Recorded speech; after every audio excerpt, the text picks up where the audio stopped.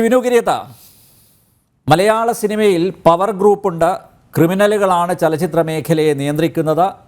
രണ്ടാം തരക്കാരായ സ്ത്രീകൾക്ക് അങ്ങനെയാണ് ട്രീറ്റ് ചെയ്യുന്നത്. അരക്ഷിതാവസ്ഥയാണ്. അവർ അടിമുടി ചൂഷണം ചെയ്യപ്പെടുന്നു. അവർ സമ്മർദ്ദത്തെ തുടർന്ന് വഴിവിട്ട് പ്രവർത്തിക്കാൻ നിർബന്ധിതരാവുന്നു. താരങ്ങൾക്ക് ഈ പറയുന്ന തിളക്കമൊന്നുമില്ല. ഇവരുടെ കയ്യിലിരിപ്പ് ശരിയല്ല. പോലീസിൽ പരാതിപ്പെട്ടാലും നടപടിയില്ല. പരാതിപ്പെടുന്നവർ വെള്ളി വെളിച്ചത്തിൽ നിന്ന് എന്നേക്കുമായി പുറത്താവും. നടുക്കുന്ന മനുഷ്യാവകാശ ലംഘനങ്ങളും റിപ്പോർട്ടിൽ ഇതെല്ലാം അക്കമിട്ട് നിരത്തിയിട്ടുണ്ട്. ഇന്നുച്ചയ്ക്ക് 2:30 റിലീസ് ചെയ്ത പുതിയ മലയാള സിനിമയ്ക്ക് അധോലോകം എന്ന് പേരിട്ടാൽ അത് അതിശയോക്തപരമാവുമോ? അനിൽ, ആദ്യം ഹേമ കമ്മിറ്റി റിപ്പോർട്ടിന് വലിയൊരു അഭിനന്ദനം. ഞാൻ വായിച്ചതിൽ 100% അതിൽ പറയുന്നത് ശരി തന്നെയാണ്. പക്ഷേ ഇവിടുത്തെ ഒരു പ്രസക്തമായ ചോദ്യം ആരെക്കുറിച്ചാണ്? മലയാള സിനിമയിൽ ആയിരക്കണക്കിന് പുരുഷന്മാരുണ്ട്. ഞാനുമെല്ലാം വർഷങ്ങളായിട്ട് ഈ ഫീൽഡിൽ നിൽക്കുന്ന ഒരു വ്യക്തിയാണ്. ഒരുപാട് നല്ല മനുഷ്യരെ, കൂടുതലും ഞാൻ നല്ല മനുഷ്യരെയാണ് കണ്ടിരിക്കുന്നത്. കടലിൽ ആരോ പറഞ്ഞ പോലെ ഏതിലായാലും ഒരു അല്പം വിഷം ചേർത്താൽ അതിൻ്റെ മാറ്റു കുറയുന്നല്ലോ, വിഷങ്ങൾ കുറേ ഉണ്ട്, അതിലും സംശയമില്ല. പക്ഷേ എന്ന് വെച്ച് എല്ലാ സ്ത്രീകളും 100% സിനിമയിൽ പെർഫെക്റ്റ് ആയിരുന്നു എന്ന് ഞാൻ 100% ഞാൻ പറയില്ല. കാരണം ഒരുപാട് പേര് അവസരം തന്നാൽ ഞാൻ എന്തിനും തയ്യാർ എന്ന് പറയുന്നു. അതിനെനിക്ക് ഓർമ്മ വരുന്നത് കലിക സിനിമയിൽ ഇവർ പറയുന്നുണ്ട്, ഷീലാമ്മ സുകുമാരനോട് ആരെങ്കിലും കാണും, അപ്പോൾ സുകുമാരൻ പറയുന്നുണ്ട്, അമ്പടി കള്ളി, അപ്പോൾ ആരെങ്കിലും കണ്ടാലേ ഉള്ളൂ പ്രശ്നം എന്ന് പറഞ്ഞതുപോലെ അവസരം തന്നാൽ ഞാൻ എന്തിനും തയ്യാറ് എന്ന് പറയുന്ന നടിമാരെയും പുതുമുങ്ങളെ കൊണ്ടുവന്ന അമ്മമാർ വരെ സിനിമയിലുണ്ടായിരുന്നു. ഒരുപാട് പേര് എനിക്കറിയാം. അതെല്ലാം നമ്മൾ കഴിഞ്ഞു. പക്ഷേ ഇത് ഏത് കാലഘട്ടത്തിലെ പരാതിയാണെന്ന് പറയാത്തിടത്തോളം എല്ലാവരും സംശയത്തിൻ്റെ നിഴലിലാണ്. കാരണം പണ്ട് ജീവിക്കാൻ വേണ്ടി സിനിമയിൽ അഭിനയിക്കാൻ വന്ന പെണ്ണുങ്ങളാണെങ്കിൽ ഇന്ന് വരുന്നതേ ബെൻസ് കാറിൽ വരുന്ന പെൺകുട്ടികളുണ്ട് അഭിനയിക്കാൻ. അവർക്കിതൊന്നും ഇത്തരം ഇഷ്യൂസൊന്നും അവർക്ക് വേണ്ട. കാരണം ഇല്ലെങ്കിൽ കളഞ്ഞിട്ട് പോകാൻ പറ്റും. പക്ഷേ ഹേമ കമ്മിറ്റി റിപ്പോർട്ടിൽ ഫസ്റ്റ് പാരഗ്രാഫിൽ പറയുന്നു, എല്ലാത്തിനെയും വിശ്വസിക്കേണ്ട, കാരണം ഉപ്പിനും പഞ്ചസാരയ്ക്കും ഒരേ നിറമാണ്. ഇത് സ്ത്രീകളും മനസ്സിലാക്കണം. എനിക്ക് വേണ്ടടോ തൻ്റെ പടമെന്ന് പറയാനുള്ള ചങ്കൂറ്റം വേണം. അവസരം തന്നില്ല, അല്ലെങ്കിൽ 4 പടത്തിൽ അഭിനയിച്ചു, 5ാമത് അവസരം തന്നില്ലെങ്കിൽ എന്നെ പീഡിപ്പിച്ചു എന്ന് പരാതി നമ്മൾ ഈ അടുത്ത കാലത്ത് കേട്ടതിനോടൊന്നും നമുക്ക് യോജിക്കാനേ പറ്റില്ല. പിന്നെ ഭക്ഷണത്തിലെ വിവേചനം അത് ഉണ്ട്. അത് സധൈര്യം സിനിമാക്കാരനായി ഞാൻ പറയുന്നു. അത് ഏത് കാലഘട്ടം തൊട്ട് ആര് സൂപ്പർ സ്റ്റാർസ് ആയപ്പോൾ തൊട്ടെന്നുള്ളത് ഒന്ന് ആലോചിക്കണം. സ്പെഷ്യൽ ഫുഡ്, സ്പെഷ്യൽ കുക്ക്, ഈ വേഷപ്പെടുത്തിരുന്ന് കഴിക്കുമ്പോൾ ബാക്കിയുള്ളവർ കണ്ടുകൊണ്ടിരിക്കുകയാണ്. അന്നത്തിൽ വിവേചനം കാണിക്കുന്ന താരങ്ങളോടൊക്കെ അന്നും ഇന്നും ഞാൻ എതിർത്തിട്ടുള്ളത്. കാരണം ഞാൻ സിനിമ നിർമ്മിക്കുമ്പോൾ ഞാൻ ഒരിക്കൽ പറഞ്ഞ കാര്യം തന്നെ പറയുന്നത്, തിരുവനന്തപുരം മുതൽ കാസർഗോഡ് വരെ മാട്ടുപ്പെട്ടി മച്ചാൻ്റെ 55ാം ദിവസം ഫംഗ്ഷന് പോകുമ്പോൾ ജൂനിയർ ആർട്ടിസ്റ്റ് ഉൾപ്പെടെ താരങ്ങൾ ഉൾപ്പെടെ ഒരേ ഹോട്ടലിലാണ് താമസിച്ചത്, സ്റ്റാർ ഹോട്ടലിൽ. എനിക്ക് ഭയങ്കരമായിട്ട് ചിലവായി. പക്ഷേ എങ്കിൽ പോലും അതാണ് ഞാൻ കാണിക്കുന്നത്. എൻ്റെ റൂമിൽ ഞാൻ ഒരു സിനിമ ചെയ്യുമ്പോൾ ഹോട്ട് കാരിയറിൽ VIP എഴുതി കൊണ്ടുവന്നതിന് വഴക്ക് പറഞ്ഞവനാണ് ഞാൻ. അന്നത്തിന് എന്തിന് VIP? ഒന്ന് ആലോചിച്ചു, എന്തൊരു വിരോധാഭാസമാണ്. എന്നെ സൂചിപ്പിക്കാനാണ്. കാരണം ഞാൻ പ്രൊഡ്യൂസറാണ്. എനിക്ക് ആ VIP വേണ്ട. കാരണം ഞങ്ങൾക്ക് ഹോട്ട് കാരിയർ വേണം. കാരണം ഞങ്ങൾ എഴുതുമ്പോൾ രാത്രി 2 മണി 3 മണിക്കൊക്കെ ആയിരിക്കും ഉറങ്ങണമെങ്കിൽ ചിലപ്പോൾ ഭക്ഷണം കഴിക്കാൻ ഇത്തിരി ലേറ്റ് ആകുമ്പോൾ നല്ല ചൂടോടെ ഹോട്ട് കാരിയർ വേണം. അപ്പോൾ അതിൽ VIP എഴുതിയപ്പോൾ പയ്യെ പ്രൊഡക്ഷൻ പോയി പറഞ്ഞു, സാർ ഇത് എഴുതിയില്ലെങ്കിൽ വഴക്ക് പറയുന്ന സംവിധായകരും വഴക്ക് പറയുന്ന ആർട്ടിസ്റ്റും ഉണ്ടെന്നാണ് പറയുന്നത്. ഒന്ന് ആലോചിച്ച് നോക്കൂ. അപ്പോൾ അതിനോടൊന്നും നമുക്ക് അപ്പോൾ അതിലൊക്കെ വിവേചനമുണ്ട്. പിന്നെ രാത്രി വാതിലിൽ മുട്ടും, ഇതൊക്കെ നമ്മൾ ഒരുപാട് കേട്ടതാണ്. പക്ഷേ ഈ 5 വർഷത്തെ ഈ താമസം ഉണ്ടെങ്കിലും ഇനിയും വീണ്ടും 5 കൊല്ലത്തിന് ശേഷം മറ്റൊരു കമ്മിറ്റിയുടെ അടുത്ത് പരാതിയുമായി ഇവിടുത്തെ പെൺകുട്ടികൾ പോകാതിരിക്കട്ടെ എന്നൊരു വലിയ പ്രാർത്ഥനയുണ്ട്. അപ്പം റിയാക്ട് ചെയ്യണം. നോക്കൂ, ഞാൻ നേരത്തെ പറഞ്ഞ പോലെ അമ്മ സംഘടനയ്ക്കോ ഫെഫ്കയ്ക്കോ ഒരിക്കലും ഇതിങ്ങനെ നോക്കി നടത്താനൊന്നും പറ്റില്ല. അവർ ഒരു സംഘടനയുടെ ആൾക്കാരാണ്. ഷൂട്ടിംഗ് നടക്കുന്ന പല സ്ഥലങ്ങളിലാണ്.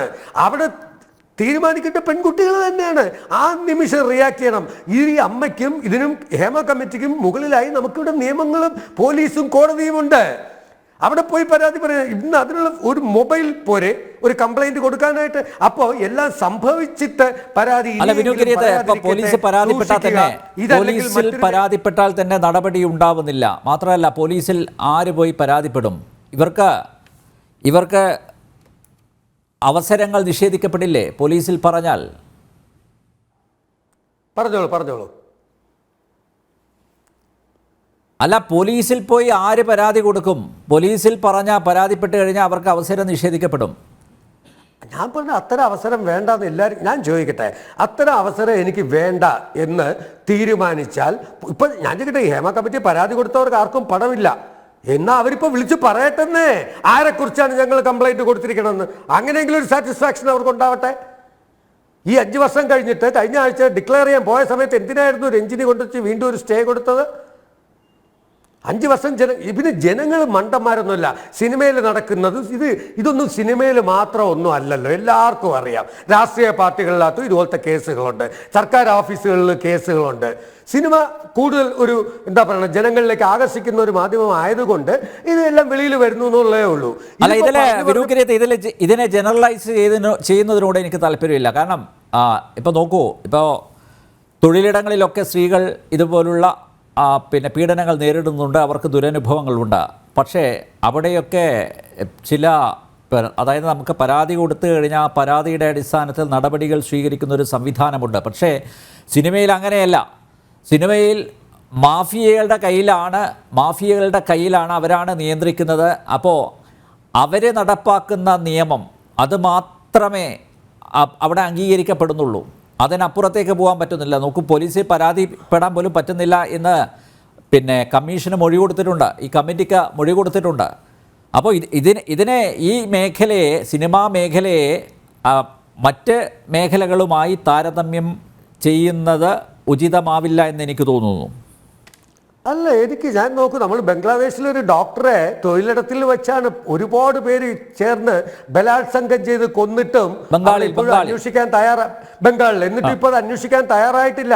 ഒരാളെ മാത്രം പേരിന് അറസ്റ്റ് ചെയ്തു, ഇല്ലേ? അപ്പോൾ ഇതെല്ലായിടത്തും ഉണ്ട്. സിനിമയിൽ അത്രയൊന്നും ഉണ്ടെന്ന് ഞാൻ വിശ്വസിക്കുന്നില്ല. പിന്നെ ഈ പറഞ്ഞ പോലെ സംഭവിച്ചത് സംഭവിച്ചു, ഇനി ഇത് മാറാൻ എന്ത് സൊല്യൂഷൻ എന്നാണ് ഈ ഇരിക്കുന്ന സംഘടനകൾ തീരുമാനിക്കേണ്ടത്.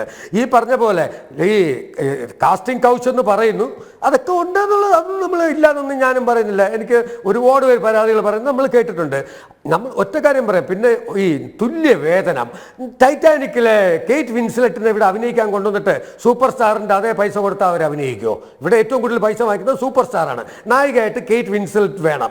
അവർ വന്നു കഴിഞ്ഞാൽ ഈ സൂപ്പർ സ്റ്റാറിൻ്റെ പൈസയ്ക്ക് അഭിനയിക്കുമോ? അവിടെ ഈ തുല്യ വേതനം ഒന്നും വേണ്ടെങ്കിൽ ഇപ്പം എനിക്ക് തരുന്ന സ്ക്രിപ്റ്റിൻ്റെ പൈസ ആയിരിക്കുമല്ലോ മറ്റൊരാൾക്ക് കൊടുക്കുക. ആവശ്യക്കാരനാണ് പൈസ കൊടുക്കുന്നത്, അതാണ് സിനിമ. കാരണം ഇതൊരു ഇൻഡസ്ട്രി ആണെങ്കിലും ഓരോ പടവും ചെയ്യുന്ന ഓരോ നിർമ്മാതാവാണ്, അല്ല മൊത്തം ആ ഇൻഡസ്ട്രി അല്ല പ്രൊഡ്യൂസ് ചെയ്യുന്ന ഒരു വ്യക്തികളാണ്. അവരുടെ ബഡ്ജറ്റിനനുസരിച്ച് എനിക്ക് ഇന്ന നായിക മതി, ഇന്ന നായകൻ മതി എന്ന് പറയുന്നിടത്താണ്. അതുകൊണ്ട് അതിനകത്തുള്ള കാര്യങ്ങൾ. പിന്നെ ഈ ടോയ്ലറ്റിൽ പോകുന്ന ഫെസിലിറ്റീസ് എന്നൊക്കെ പറഞ്ഞാൽ ഞങ്ങൾ പുരുഷന്മാരും ഒക്കെ പലപ്പോഴും പുറത്തൊക്കെ പോകേണ്ടി വന്നിട്ടുണ്ട്. ഔട്ട്ഡോർ ഷൂട്ടിംഗ് സമയത്തൊക്കെ നമ്മൾ പെൺകുട്ടികൾക്ക്, പുരുഷന്മാർക്ക് പുറത്ത് പോകാം, പക്ഷേ സ്ത്രീകൾക്ക് അങ്ങനെ പോകാൻ പറ്റില്ലല്ലോ. ആ പോയിന്റാണ് ഞാൻ പറയാൻ വന്നത്. അതുകൊണ്ട് ഇനിയെങ്കിലും മാറ്റം വരുമ്പോൾ 2 കാരവാൻ കൂടാതെ അറ്റ്ലീസ്റ്റ് ഒരു കാരവാനെങ്കിലും സ്ത്രീകൾക്ക് വേണ്ടി പ്രൊഡ്യൂസറുടെ ചെലവിൽ മാറ്റി വയ്ക്കുക. അതാകുമ്പോൾ അവർക്ക് ഡ്രസ്സ് ശരിയാണ്, നല്ല കാര്യമാണ്. നമുക്ക് മരത്തിന്റെ പൂട്ടി പോവാം, നമുക്ക് ഈവൻ ഈ കാരവാന്റെ ബാക്കിലും പോവാം, വെളിയിൽ തന്നെ. ഈ പെൺകുട്ടികൾക്ക് വേണ്ടി ഒരു കാരവാൻ ചെയ്ത് കൊടുക്കുക. കാരണം സ്ത്രീ സുരക്ഷിതത്വം എന്ന് പറയുന്നത്, കാരണം ഇന്ന് ചുറ്റും ക്യാമറയാണ്, അവർക്കൊരു ഡ്രസ്സ് മാറാൻ പോലും ഭയമുള്ളൊരു കാലത്ത് തന്നെയാണ് ജീവിക്കുന്നത്. അപ്പോൾ ഇനിയുള്ള നിർമ്മാതാക്കളും അത്തരം കാര്യങ്ങൾ, എത്രയോ രൂപ ഒരു സിനിമയ്ക്ക് വേണ്ടി ചിലവാക്കുന്നു, ഒരു കാരവാനിൽ അവിടെ ജൂനിയർ ആർട്ടിസ്റ്റ് ആരും കയറിക്കോട്ടെ. അവിടെ ഈ താരമെന്ന് പറയുമ്പോൾ ശരിക്കും ഈ ജൂനിയർ സീനിയർ എന്നുള്ളതൊക്കെ എടുത്ത് കളയേണ്ട കാലം കഴിഞ്ഞു കേട്ടോ. എല്ലാവരും മനുഷ്യരാണ്, ജീവിക്കാൻ വേണ്ടി വരുന്നവരാണ്. പൈസ പോട്ടെ, കൂടുതൽ കൊടുക്കാം, നായികയ്ക്ക് കൂടുതലായി അത്. പക്ഷെ ഈ അന്നത്തിലും അവർക്ക് കൊടുക്കുന്ന ഫെസിലിറ്റിയിലും ഒക്കെ ഇത്തിരി മാന്യത പുലർത്തണമെന്ന്. അല്ല, ജാതി വ്യവസ്ഥക്കെതിരെയുള്ള മെസ്സേജുകളൊക്കെയാണ് സിനിമയിലൂടെ നമ്മൾ കാണുന്നത്. പക്ഷേ മലയാള സിനിമയിൽ ഇപ്പോഴും അങ്ങനെ ഒരു ക്ലാസ് സിസ്റ്റം ഇപ്പോഴും നിലനിൽക്കുന്നു. നോക്കൂ, കലാഭവൻ മണിയെ നായകനാക്കി ആദ്യം സിനിമ എടുക്കുന്ന ഞാനാണ്. ജാതി വ്യവസ്ഥ എനിക്കില്ല. കമലിനെ വെച്ച് ഞാൻ സിനിമ ചെയ്തിട്ടുണ്ട്. കമൽ ഞാനും ആയുഷ്കാൽ ലിബർട്ടി ബഷീറിന്റെ 2-3 പടം ചെയ്തിട്ടുണ്ട്. ഞങ്ങളിലങ്ങനെ അന്നില്ല. ഇന്നിനി ഉണ്ടെങ്കിൽ അത് ഞങ്ങളുടെ കുറ്റമല്ല, പുതിയ രാഷ്ട്രീയക്കാരുടെ കുറ്റമാണ്. ഞങ്ങളിൽ ഇത് അടിച്ചേൽപ്പിക്കുന്ന ഇവിടുത്തെ രാഷ്ട്രീയക്കാരാണെന്നേ.